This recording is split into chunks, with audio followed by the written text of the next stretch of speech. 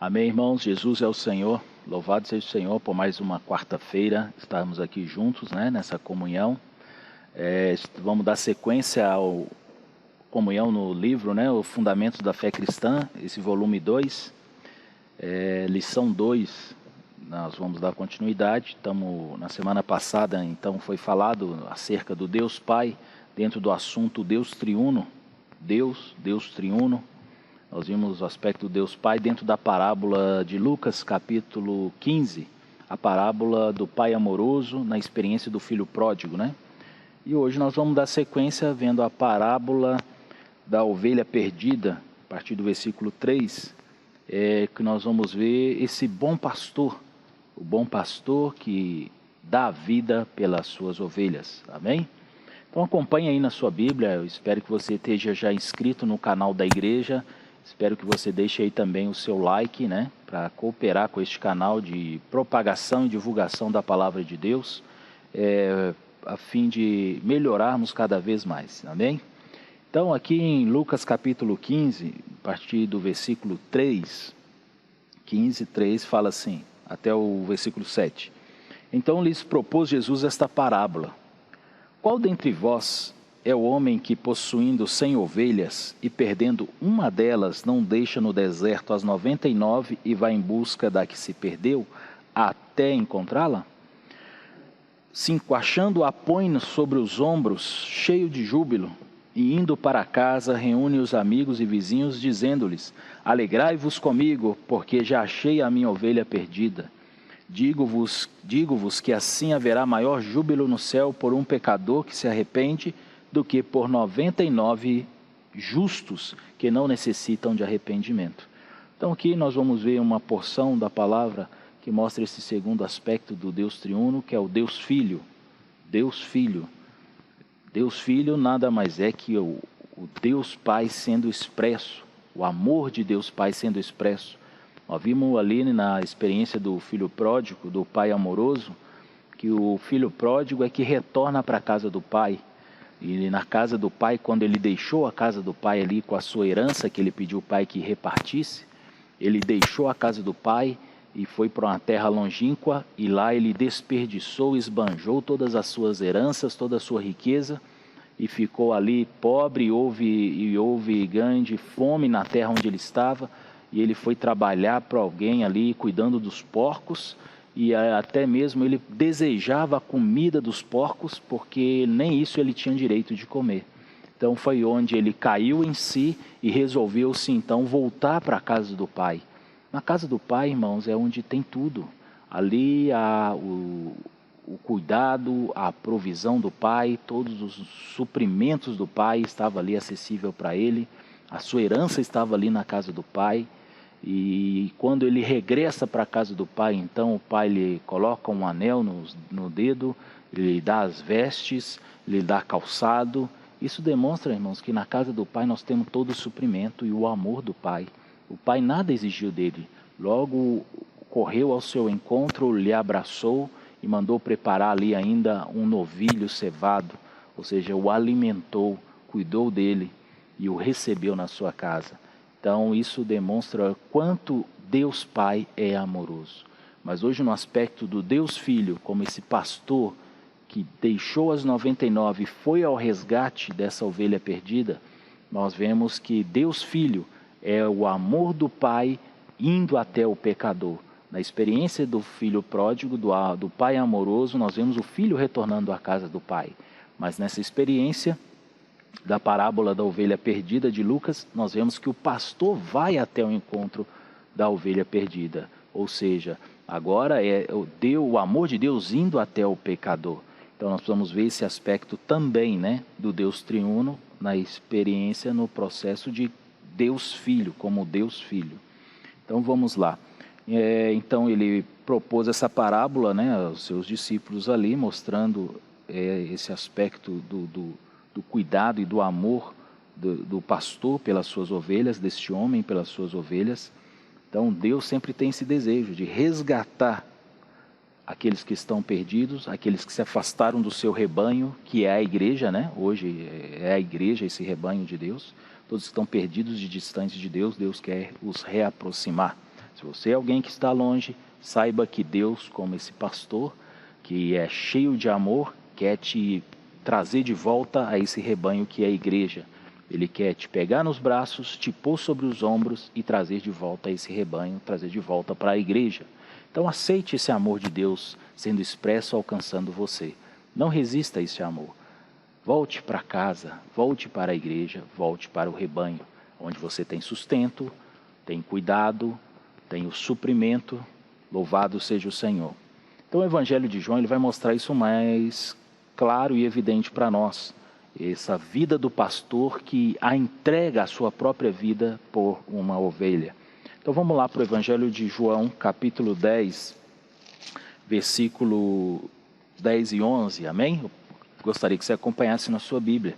Nós estamos vendo fundamentos da fé cristã. E os fundamentos da fé cristã está na palavra de Deus. Você precisa se fundamentar na palavra de Deus. Então abra sua Bíblia e acompanhe conosco, amém?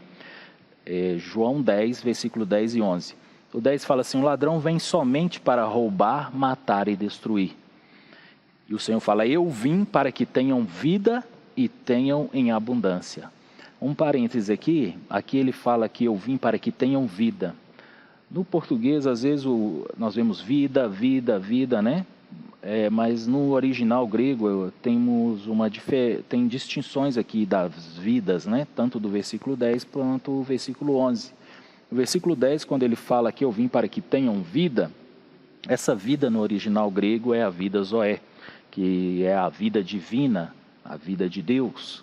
Então, ou seja, eu vim para que tenham vida divina e a tenham em abundância. Então, para isso, esse bom pastor veio até nós. Esse bom pastor Jesus, que é o aspecto do Deus triuno como Deus Filho, ele veio para nós termos vida e vida em abundância, vida divina em abundância. Aleluia!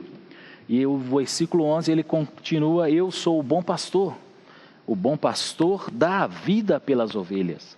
E que vida é esta que ele está se referindo aqui? Dá a vida pelas ovelhas. Aqui já é a vida psique, ou a vida psicológica.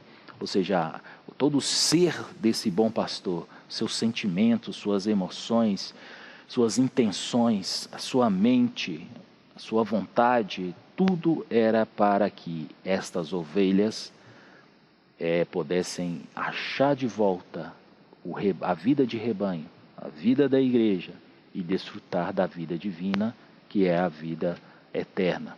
Amém?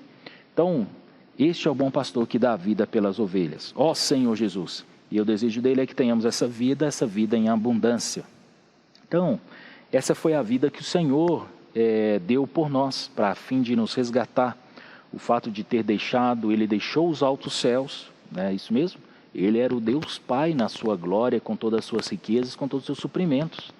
Ninguém tinha acesso ao Pai, não é verdade?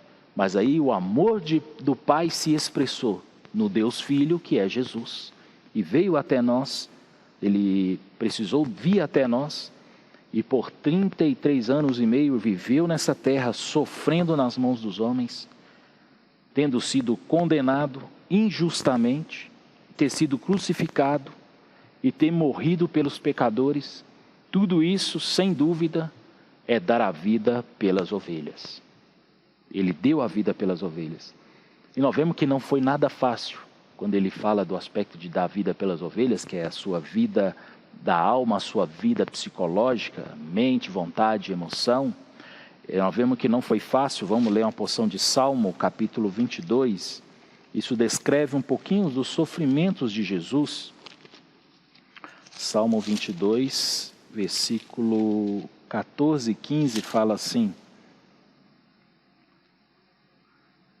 O versículo 12, né, também diz assim: muitos touros me cercam, fortes touros de Bazã me rodeiam. Contra mim abrem a boca como faz o leão que despedaça e ruge. Derramei-me como água. O Senhor descrevendo aqui, né? Derramei-me como água e todos os meus ossos se desconjuntaram. Meu coração fez-se como cera, derreteu-se dentro de mim. Isso denota muita angústia, muito sofrimento, tá certo? Se derreteu dentro de mim, secou-se o meu vigor como um caco de barro, e a língua se me apega ao céu da boca. Assim me deitas no pó da morte, Cães me cercaram, uma súcia de malfeitores me rodeia. Traspassaram-me as mãos e os pés. Posso contar todos os meus ossos, eles me estão olhando e encarando em mim. Repartem entre si as minhas vestes, e sobre a minha túnica deitam sortes. E ainda Mateus, sofrimento de Jesus, Mateus capítulo 26, versículo 38. Ó Senhor Jesus, ele ainda continua mostrando esse sofrimento, ele fala assim no versículo 38 de Mateus 26. Então lhes disse, o Senhor dizendo aos seus discípulos, a minha alma está profundamente triste. Essa é a sua vida psicológica sendo entregue por causa de cada um de nós, ovelhas perdidas. A minha alma está profundamente triste, até a morte. Ficai aqui e vigiai comigo. Está vendo os sofrimentos de Jesus por causa de mim, de você, como pecador, como ovelhas? Ó Senhor Jesus, perdidas e distante de Deus, ele precisou se entregar, precisou passar por essas experiências de angústias e sofrimentos. Gostaria ainda de ler Isaías, Senhor Jesus, capítulo 53, versículo 4, fala assim, Isaías 53, versículo 4. Certamente ele tomou sobre si as nossas enfermidades e as nossas dores levou sobre si. E nós o reputávamos por aflito, ferido de Deus e oprimido. Mas ele foi traspassado pelas nossas transgressões, e moído pelas nossas iniquidades. O castigo que nos traz a paz estava sobre ele, e pelas suas pisaduras fomos sarados. Todos nós andávamos desgarrados como ovelhas, cada um se desviava pelo caminho, mas o Senhor fez cair sobre ele a iniquidade de nós todos. Ó Senhor Jesus, mas aleluia, ele verá o fruto, versículo 11, ele verá o fruto do penoso trabalho de sua alma e ficará satisfeito.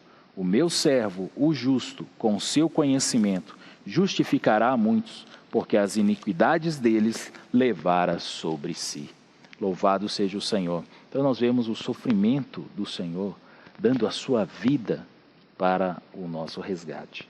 Te encorajo a depois ler esse livro, né? O Maior Sofrimento de Jesus. Você vai poder desfrutar e tocar, ganhar sentimento do quanto foi penoso para o Senhor entregar esta obra para o Pai consumada. Não foi nada fácil. Senhor Jesus. Então ele não apenas nos deu vida biológica, né? Não entregou apenas a sua vida biológica por nós, mas a sua vida psicológica também foi muito exigida. Tanto a vida biológica como a vida psicológica foi muito exigida para poder cumprir esta obra que o Pai determinou. O amor do Pai para nos alcançar. Exigiu dele, né? Senhor Jesus. Então todos esses sentimentos, irmãos, de entrega do Senhor por nós, precisa mexer conosco, a ponto de nós reconhecermos no que implica essa obra de redenção do Senhor. Tudo que Ele passou, tudo que Ele provou por mim e por você, para se tornar o Deus Filho, a expressão do amor do Pai, é expressa no Deus Filho. Então nós precisamos reconhecer isso e sermos infinitamente gratos por toda essa obra de amor do Senhor. Ele escolheu deixar toda a glória, deixar toda a sua posição e vir até nós, né? Tem aquele hino que nós podemos desfrutar ao recordarmos disso, né? Do meu Senhor, o amor fiel. É maior que os altos céus e mais profundo que o mar, maior que qualquer amor deste mundo, é o amor do meu Senhor, o amor fiel. Ó Senhor Jesus. Vamos ler lá, Filipenses capítulo 2, né? Senhor Jesus, mostra o que Ele deixou, qual foi a sua experiência. Filipenses 2, do 5 ao 8, fala assim, tende em vós o mesmo sentimento que houve também em Cristo Jesus, pois Ele, subsistindo em forma de Deus, não julgou como usurpação ser igual a Deus. Antes a si mesmo se esvaziou, assumindo a forma de servo, tornando-se em semelhança de homens e reconhecido em figura humana, a si mesmo se humilhou, tornando-se obediente até a morte e morte de cruz. Pelo que também Deus o exaltou sobremaneira, e lhe deu um nome que está acima de todo nome. Louvado seja o Senhor. Então ele a si mesmo se humilhou, tornando-se obediente até a morte, e morte de cruz, esvaziou-se da sua glória, de toda a sua posição, para resgatar-nos e cumprir esta obra maravilhosa. Vamos voltar lá então em Lucas capítulo 15. Senhor Jesus, vamos invocar o nome do Senhor enquanto nós desfrutamos dessa porção, enquanto tomamos posse dessa palavra. Versículo 5 ele fala assim: Senhor Jesus, achando-a, esse homem, ao achar a sua ovelha, esse pastor, achando-a, põe-na sobre os ombros, cheio de júbilo, aleluia! Ele põe-o sobre os ombros, cheios de júbilo. Irmãos, aceite o cuidado do Senhor, tá certo? Ele vai te encontrar às vezes com medo, vai te encontrar cansado, cansada, vagueando. Puxa, Senhor Jesus, o Senhor está atrás nessa noite, nesses dias de pandemia, de isolamento. O Senhor, como esse pastor que ama suas ovelhas, que quer vê-las juntas, está agora atrás de muitas que estão com medo, cansadas e vagueando. Que o Senhor possa encontrar cada uma das suas ovelhas perdidas. Ó Senhor Jesus, e nos reunir nesse único rebanho. Por isso o Senhor não apenas a faz andar de volta, irmãos. O Senhor, como esse pastor aqui, mostra que ele não pegou o seu cajado e foi trazendo-a de volta ao seu rebanho, fazendo andar ela que já estava ali com medo, cansada, de tanto vaguear. Não, esse pastor, o que ele faz? Ele a pega nas mãos e a põe sobre os ombros, e cheio de júbilo, aleluia! Esta ovelha pôde retornar ao rebanho ali, já desfrutando do júbilo do seu pastor. E fala o versículo 6, E indo para casa, reúne os amigos e vizinhos, dizendo: alegrai-vos comigo, porque já achei a minha ovelha perdida. Ó Senhor Jesus! Isso é o que faz um pastor. Esse pastor, ele cheio de júbilo, ele, embora seu viver humano na terra tenha sido passado por muitos sofrimentos, angústias, ele tenha sofrido injustamente por causa das nossas injustiças, ele, quando encontra cada um de nós, ele não vem com um cajado de acusação sobre nós, mas ele quer nos trazer de volta ao seu rebanho, porque para isso ele veio, para nos resgatar da nossa condição. Nós estamos num trapo de imundícia e de injustiça, mas ele se tornou justiça por nós. Então nós precisamos aceitar o sermos colocados no Senhor, sermos introduzidos nele, sermos conduzidos nele. Ó Senhor Jesus! Então a alegria, esse júbilo desse pastor que encontrou a sua ovelha, supera aos seus sofrimentos a sua tristeza, a tudo que ele passou, a angústia na alma. Como o Senhor falou aos discípulos: a minha alma está profundamente triste até a morte. Mas ele sabia o que seria o resultado desse sofrimento. Então ele pagou esse alto preço. Aleluia! Então, para nos salvar. Então ele regozijou-se muito, ficou muito alegre com o resgate dessa ovelha. Aí o escritor de Hebreus, então, ele nos encoraja que devemos fazer uma coisa, irmãos. Hebreus capítulo 12, versículo 2, ele fala que devemos olhar firmemente. Devemos olhar firmemente. Fala aí para o irmão do seu lado, ou proclame para você e o Senhor aí da sua casa. Olhar firmemente para o autor e consumador da fé, Jesus, o qual, em troca da alegria que lhe estava proposta, suportou a cruz, não fazendo caso da ignomínia, ou seja, não fazendo caso da humilhação, da vergonha, do desprezo em que ele precisou passar para cumprir esta obra da cruz, tá certo? Ele tudo suportou por causa da alegria que estava à frente dessa obra. Puxa, depois de tudo consumado, quanto regozijo do Senhor, junto com o Pai, quando ele viu um pecador ali que se arrependeu, foi resgatado de volta, teve muita alegria por causa dessa salvação. A salvação de um pecador é motivo de muita alegria. Ó Senhor Jesus, cada ovelhinha que retornou-se ao seu rebanho é motivo de muitíssima alegria para o Senhor. Louvado seja o Senhor. Então, continuando aí no versículo 6 e 7, ele conclui: e indo para casa, reúne os amigos e vizinhos, dizendo-lhes: alegrai-vos comigo, porque já achei a minha ovelha perdida. Digo-vos que assim haverá maior júbilo no céu por um pecador que se arrepende do que por 99 justos que não necessitam de arrependimento. Quando um pecador se arrepende, há júbilo no céu. Já imaginou essa festa, irmãos? Não somente o pecador fica alegre de ter recebido a vida Zoé, a vida divina, por receber o Senhor Jesus, mas ele também recebe o suprimento da vida do Deus Filho, que é o Deus que experimentou a humanidade, viu o que é a angústia do homem, e hoje ele é esse Deus acessível para nós, para nos consolar e nos encorajar em todas as experiências. Ó Senhor Jesus! Então o Senhor muito se alegrou ao encontrar ali a sua ovelha perdida. Então a salvação é sinônimo de alegria, irmãos. Quando há salvação, há alegria. Quando um pecador se arrepende, há alegria. Quando um pecador se arrepende e é batizado, há muita festa no céu, há muito júbilo por esta obra de salvação. Ó Senhor Jesus! Então a festa nos céus, a festa na terra pela salvação de uma pessoa. Louvado seja o Senhor. E o Filho, quando veio, ele é o próprio Deus que se encarnou. E nós vemos o processo que o Senhor passou para se encarnar, se tornar um homem, que Deus passou para se tornar um homem.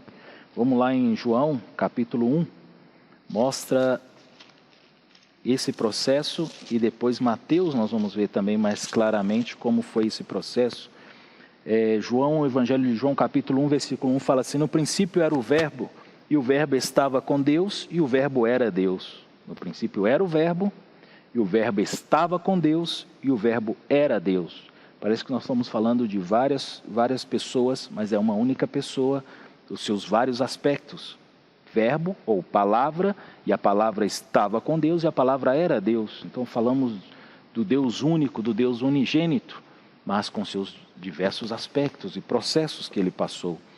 E no versículo 14, isso que vimos no versículo 1, se manifesta em Jesus, que quando fala aqui, versículo 14, e o Verbo se fez carne e habitou entre nós, cheio de graça e de verdade, ou cheio de graça e de realidade, e vimos a sua glória como do unigênito do Pai.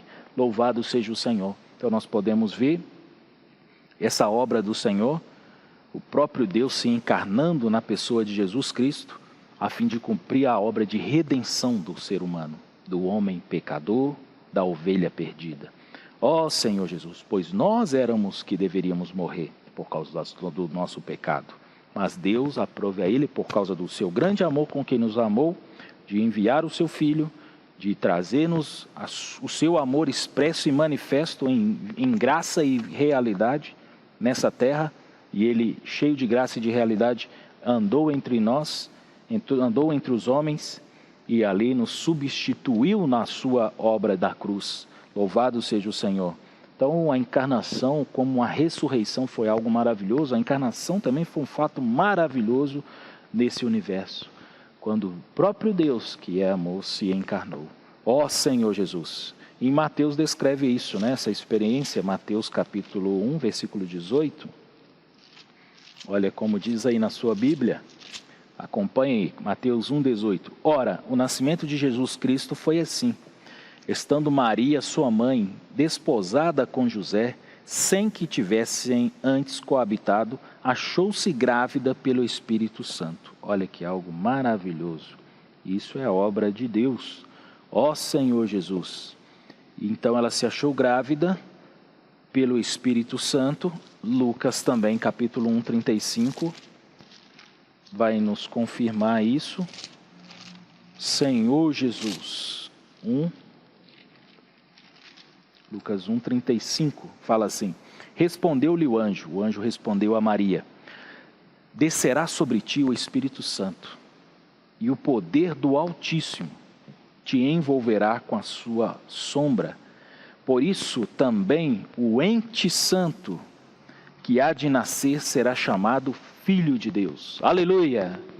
Então ele é o Filho de Deus, o Deus Filho, que também veio para cumprir dentro do seu processo o aspecto de resgatar cada um das suas ovelhas, dos pecadores, alcançar cada um de nós. Ó Senhor Jesus, então o Deus tão grandioso, Criador do céu e da terra, Ele se sujeitou a permanecer no ventre de uma mulher por 9 meses, e ali nascer, viver como um filho de um carpinteiro, numa situação humilde, numa região desprezada, a fim de nos salvar. Por que não nasceu numa família pomposa, né, de muita honra, de muita glória naquela época? Não, mas foi de uma família humilde, a fim de nos salvar. Que esse amor, irmãos, é maravilhoso. E esse menino, esse homem, Jesus, em Isaías 9,6 diz que ele é Deus maravilhoso, menino maravilhoso, conselheiro, Deus forte, Pai da eternidade, príncipe da paz. Puxa, louvado seja o Senhor, Ele de fato é maravilhoso. Esse é o pastor que dá a vida pelas ovelhas, irmãos. O Senhor tem dado a sua vida por cada um de nós. E esse aspecto, né, mostra que ninguém jamais viu a Deus, o Deus unigênito. Isso está lá em Evangelho de João, capítulo 1. Vamos lá, Evangelho de João 1,18. Diz assim: Senhor Jesus, ninguém jamais viu a Deus, o Deus unigênito, o Deus único que está no seio do Pai é quem o revelou. Então há alguém que revela a Deus. Quem que é esse alguém? É o Deus Filho, que se manifestou, que se encarnou, que se tornou homem, Jesus. Aleluia! Então hoje nós temos essa experiência, que o Pai invisível e intangível, Ele, que ninguém jamais o havia alcançado, se revelou e veio na pessoa de Jesus Cristo. Ó Senhor Jesus!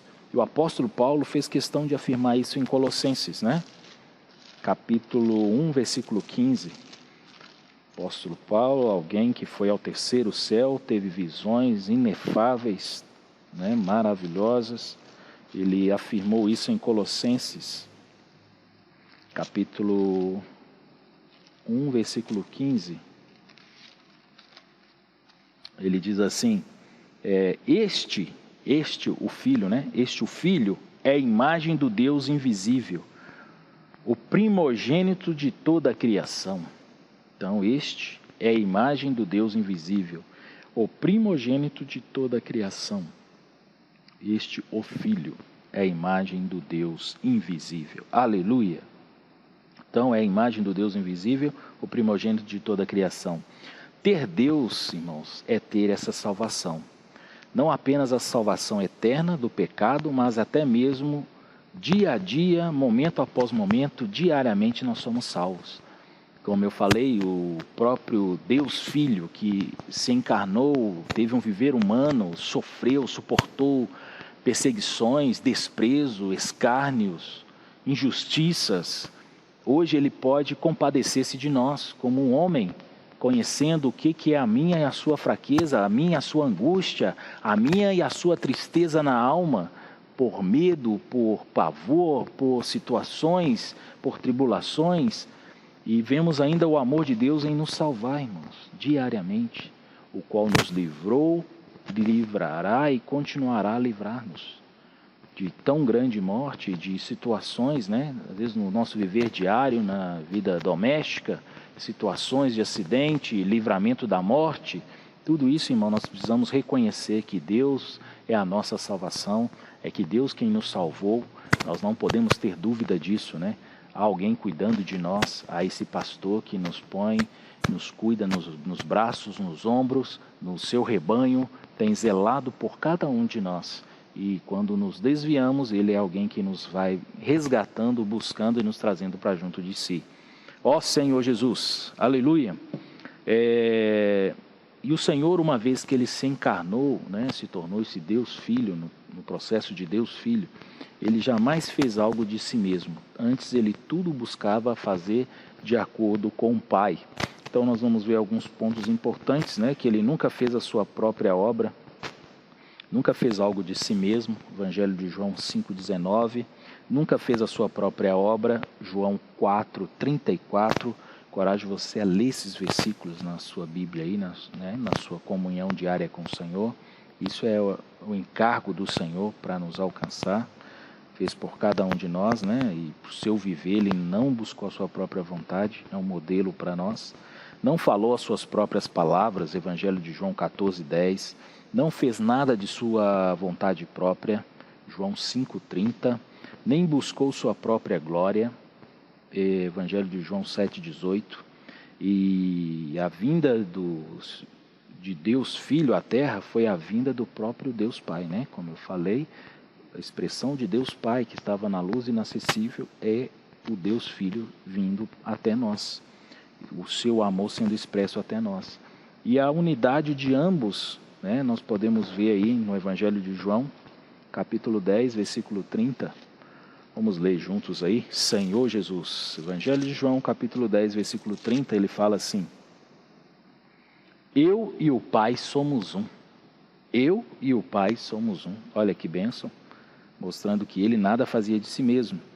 E ainda capítulo 14, versículo 9, ele fala assim: disse-lhe Jesus dizendo a Filipe, né? Disse-lhe Jesus: Filipe, há tanto tempo estou convosco e não me tendes conhecido? Quem me vê a mim, vê o Pai. Como dizes tu, mostra-nos o Pai? Aí o versículo 10 ele continua: não crês que eu estou no Pai e que o Pai está em mim? As palavras que eu vos digo, não as digo por mim mesmo, mas o Pai que permanece em mim faz as suas obras. Aleluia, louvado seja o Senhor. Então nós precisamos tomar essa porção. Quem vê o Pai, quem vê o Senhor, vê o Pai. Quem vê o Pai, vê o Senhor. Então eles são um. Aleluia. Capítulo 10, versículo 38, aí mesmo de João, ele falou assim: mas se faço e não me credes, credes nas obras, para que possais saber e compreender que o Pai está em mim e eu estou no Pai. Louvado seja o Senhor. Isso mais uma vez mostra, né, a questão do Deus unigênito, Deus único, aleluia. Então ele e o Pai são um. É o próprio Deus encarnado, o próprio Jesus. Amém. Então deve ficar bem claro para nós, irmãos, que o Deus Filho não é simplesmente uma terça parte de Deus. Ele não é mais uma parte de Deus, nem alguém separado de Deus, mas é o próprio Deus. Estamos falando da mesma pessoa. E sem dúvida isso é além de nosso entendimento, irmão. Falar de Deus triuno é algo tremendo, é além do nosso entendimento. Nós precisamos apenas desfrutar desses aspectos do seu processo, né, da Trindade divina, e desfrutarmos dos benefícios do seu amor, da sua obra, da sua salvação, tá certo? No seu amor e no seu cuidado por nós todos os dias, e em todos os aspectos, em todos os momentos, até mesmo quando você está longe. Aceite o resgatar do Senhor para a sua vida.